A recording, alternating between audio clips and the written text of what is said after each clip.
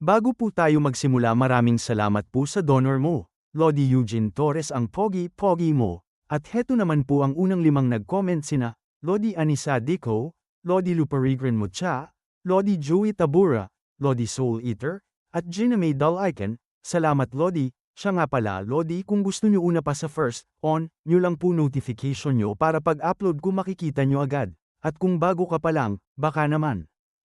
Ika-202 kabanata sa pagpapatuloy. Seryosong makikita ang muka ng ating bida na sinabi sa kanyang isip na kailangan ko ng isang espesyal na hakbang. Lumiwanag ang ating bida at sinabi pa sa kanyang isip na tama. Ito na yon. Dagdag pa niya na sa halip na pigilan ang aking pangloob na palalayain ko ito ng buo. Hatiin ang aking pangloob na sa maliliit na piraso at pakawalan ang lahat sa pamamagitan ng mga butas ng balat sa buong katawan ko. Dagdag pa sa kwento na sa sandaling iyon, naglaho ang lahat ng pangloob na sa katawan ni Song Wumuon at naging walang laman. At nagpatuloy si Wumuon sa paggalaw at pagpatay sa kanyang mga kaaway kahit na sa estadong ito. Gayunpaman, sa ilang sandali, isang nakakagulat na sensasyon ang bumangon sa loob niya. At sinabi ng ating bida sa kanyang isip na nanatili pa ba ang pangloob na sa loob ko o tuluyan na itong naglaho. Ubus na o wala nang natira.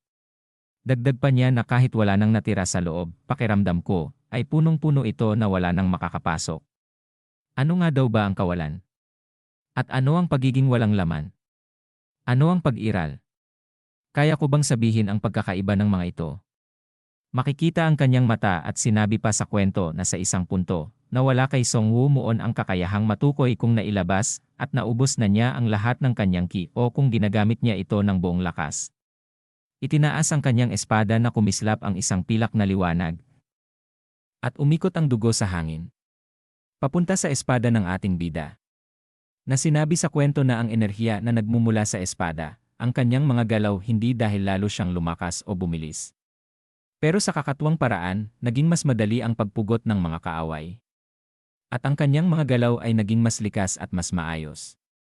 Habang patuloy na winawasiwas ng ating bida ang kanyang espada ayon pa sa kwento na kahit walang pangloob na pakiramdam niya ay mas magaan kaysa noong puno ng enerhiya ang buong katawan niya.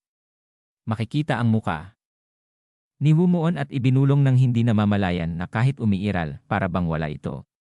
Kahit wala, parang nandyan ito. Napilitang lumaban sa napakaraming kaaway nang hindi gumagamit ng anumang nakakaranas siya ng isang bagay na halos imposible para sa isang paragon na maranasan. Pagkatapos ng lahat, alin sa mga kataas-taasang figura na ito ang maglalagay sa kanilang sarili sa ganoong sitwasyon? Sa sandaling ito, habang sinusubukan ng Heavenly Martial King si Wumuon, dahan-dahan na natagpuan ni Wumuon ang landas upang maging isang Zenith Master na kapantay ng Heavenly Martial King o ng Heavenly Martial God, parehong mga figura na lampas sa kaharian ng paragon. Makikita ang muka ng ating bida na nakatingin sa kanyang gilid at dagdag pa sa kwento na pakikipaglaban sa di mabilang na mga kaaway ng hindi gumagamit ng pangloob na ay isang pambihirang karanasan na hindi basta mararanasan ng kahit sino matapos maging isang fearless master. At sinabi ng mga ito na totoo ba talaga na naselyuhan ang kanyang pangloob na na tinamaan ang isa sa katawan na tumalsik ang dugo na ikinagulat ng dalawa sa kanilang nakita. At habang nagsasalita ang mga ito na kung wala siyang pangloob na pareho lang tayong gumagamit ng panlabas na sining sa pakikipaglaban. Kaya bakit tayo napipilitang umurong ng ganito? Na tinamaan ng mga ito ng atake ng ating bida na ikinasigaw nila ng sakit. At napasabi ang isang ito sa ating bida na tingnan niyo ang mukha ng hayop na yan. Paano siya nananalo laban sa atin na may ganyang walang buhay na ekspresyon? Na makikita ang muka ng ating bida na nakatingin sa kanila na sinabi sa kwento na kahit habang nagpapatuloy ang labanan.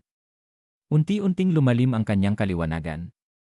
Mabilis na sumugod siya sa kanila habang sinasabi sa kwento na, salamat sa karanasang natamo mula sa pag-aaral ng di matinag na makalangit na sining ng immortal at makalangit at banal na pamamaraan ng espada sa pamamagitan ng tanawin sa pagpipinta.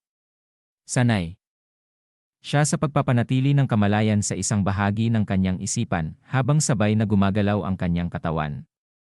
Dagdag pa sa kwento na pumatay siya. At muling pumatay, patuloy na lumipas ang oras. At matapos patayin ang huling natirang buhay, si Song Woo-moon muling nakaramdam ng tila isang ilusyon, kagaya ng dati. Sinasabing kapag dumating ang kaliwanagan, hindi dapat mag-alala ang isa sa ibang mga bagay upang lubos na maunawaan at masipsip ang kaliwanagang ito.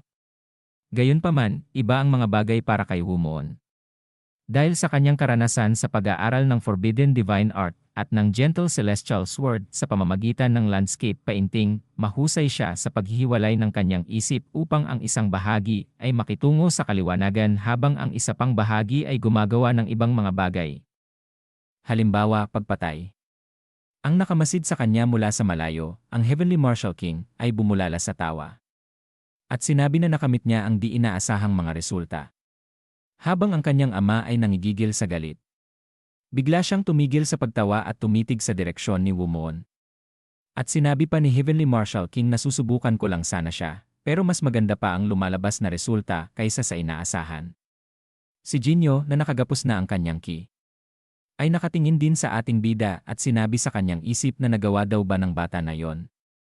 Maiyak-iyak namang sinabi ng kanyang ama na Woo-moon. Habang nakatayo lang ang ating bida at puno ng dugo ang damit.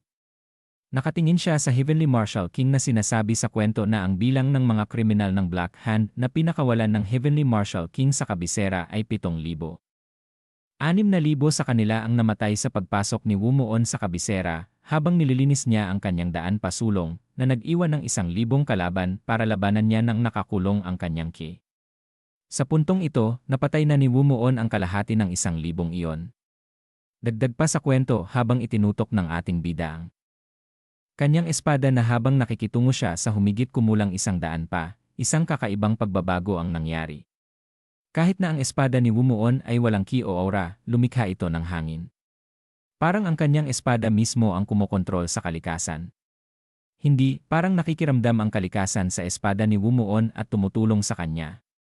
Kung saan man magpunta ang espada, sumusunod ang kapangyarihan ng kalikasan. At itinaas niya ang kanyang espada na sa una, ang lumalabas dito ay isang simoy lamang. Isang banayad na simoy lamang na nagpapalipad ng buhok ng isang tao. Gayunpaman, sa lalong madaling panahon, ito ay lumakas na sapat upang magpalipad ng buhok ng mga tao, at sa kalaunan. Ito ay naging isang unos na maaaring tangayin sila. Nagulat si Heavenly Martial King sa kanyang nakikita habang ang hangin ay lumalapit sa kanya. At napasabi si Jinho sa kanyang isip nang makita niya ito na ito daw ba ay. Pero wala daw naman siyang ginamit na pangloob na ki, kaya paano nagkaroon ng napakalakas na ipu-ipo. Dagdag pa niya habang nangangalit ang mga ngipin na maaari kayang inilagay niya ang kalikasan sa loob ng kanyang espada. At napasabi siya na isang natural sword. At sinabi sa kanya ni Heavenly Martial King habang nakangiti na ang isang peerless expert ay kayang gumamit ng isipan bilang espada. Dagdag pa nito na ang susunod na hakbang pagkatapos ng espadang isip ay ang espadang kalikasan. Sinabi pa nito sa kanya na ang antas kung saan maaari mong galawin at gamitin ang enerhiya ng kalikasan ayon sa iyong kagustuhan. At ang rurok ng martial arts, isang antas kung saan maaari kang tawaging isang pantas.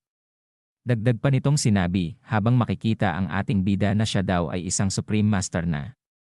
Sinabi pa nito na hindi ka na basta ang undefeatable swordsman, kundi ang undefeatable sword segs. At dito na po nagtatapos ang ika-202 kabanata.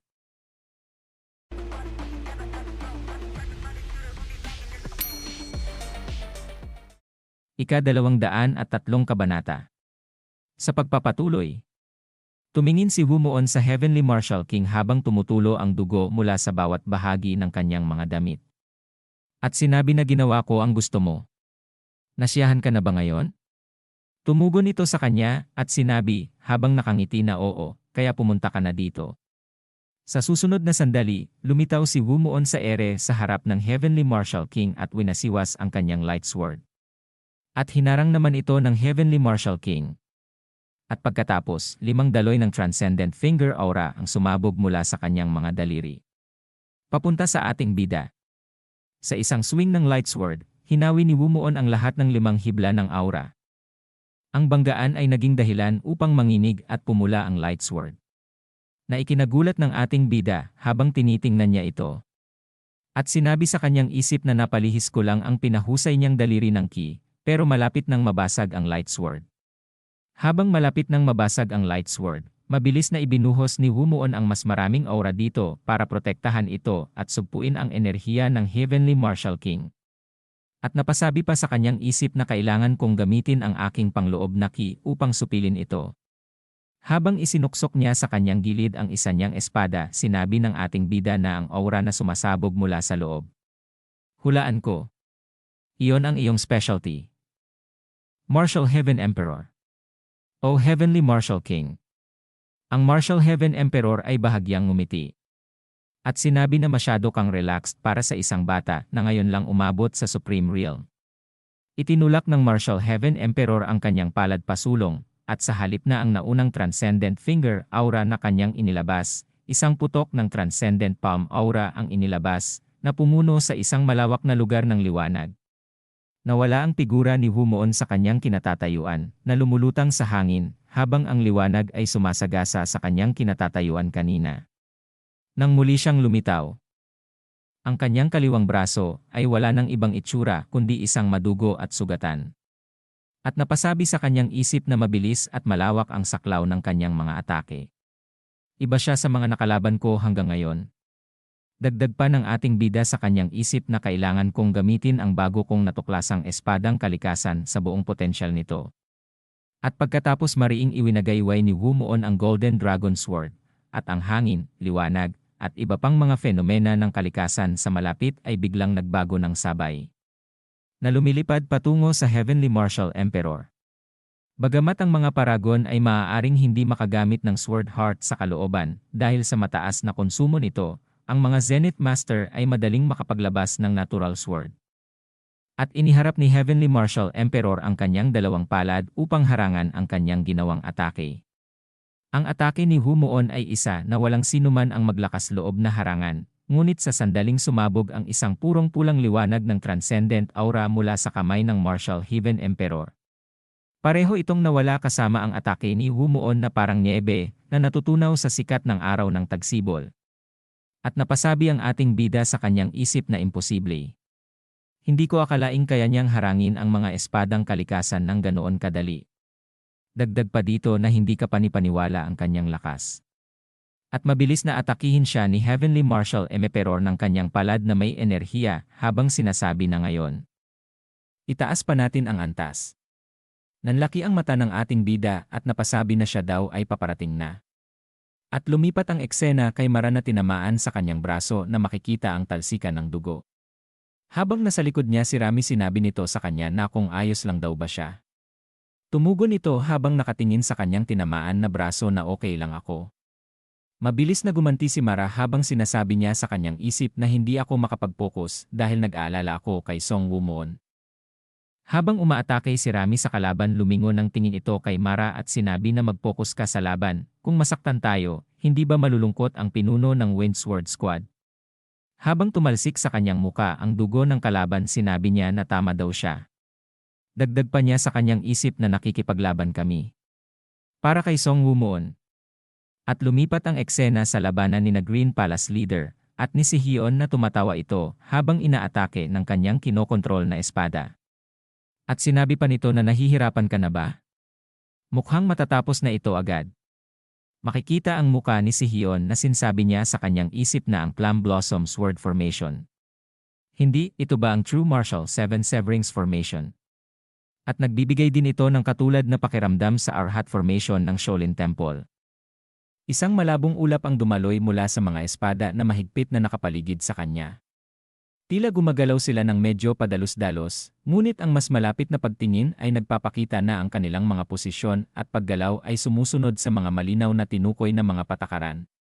At tumatawa pa nitong sinabi na magalak na ikaw ay kwalipikadong makasaksi nito. Ito ang Supreme Unmatched Formation. At sinabi sa kwento na isang pormasyon na nilikha ng 24 na espada sa ilalim ng Sword Control.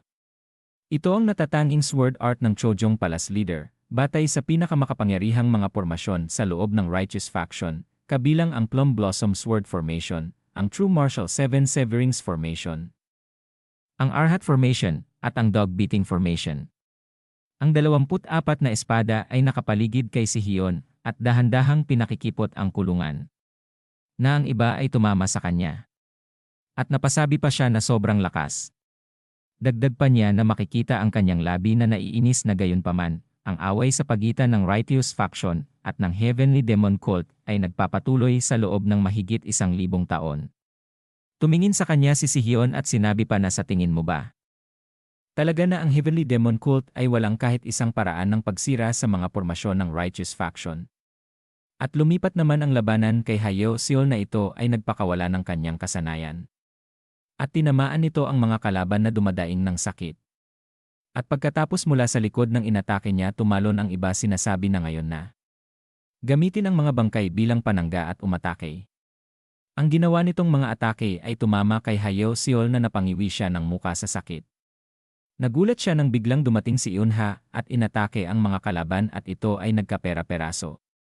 Umungol si Eunha sa harap ni Hayao Seol tila may sinasabi. At tumugon ito na ano?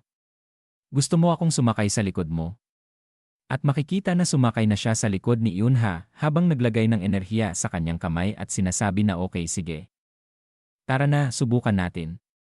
Dagdag pa niya sa kanyang isip na napagtanto ni Eunha na ako ang pinakamahina kumpara sa mga big sister ko. At kasama si Eunha, mas madali akong makakalaban. At pagkatapos sinabi niya na salamat Eunha, susubukan ko ang aking makakaya. Umungol naman si Eunha bilang tugon. At sinabi pa niya sa kanyang isip na Jeje, magpakatatag ka lang dyan. At lumipat ang eksena kung saan nagpaulan ng atake si Heavenly Martial Emperor. Ang tanging teknik na ginamit ng Martial Heaven Emperor, ang Star-Destroying Light Aura, ay isang transcendent aura art na humuhubog sa aura sa liwanag. Ang isang sinag ng Star-Destroying Light Aura ay maaaring harapin, maliban kung ito ay isang sorpresang atake.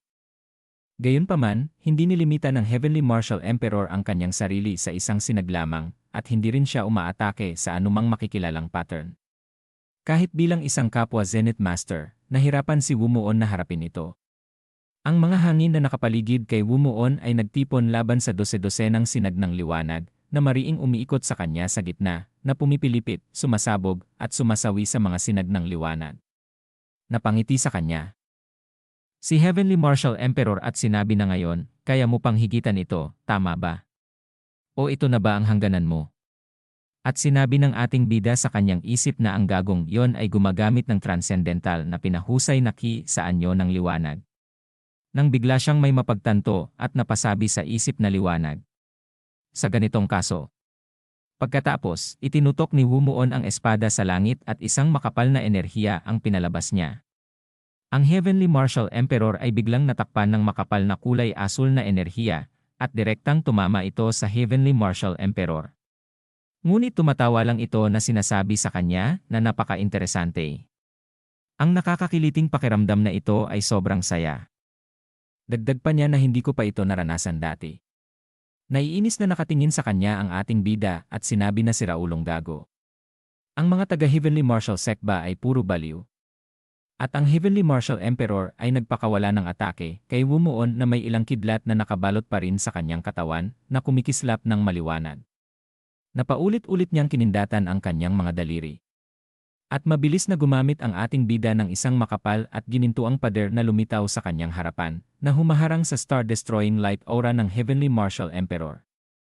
At sa dami ng ginawang atake sa kanya ni Heavenly Martial Emperor, unti-unting nawawasak ang kanyang Golden Castle Iron Wall. Napatingin ang ating bida dito at napasabi sa kanyang isip na naiinis na ang Golden Castle Iron Wall ko ay madaling bumibigay. At pagkatapos nawasak ang kanyang Golden Castle Iron Wall na ito ay malakas na sumabog. At dito na po nagtatapos ang ika-203 kabanata.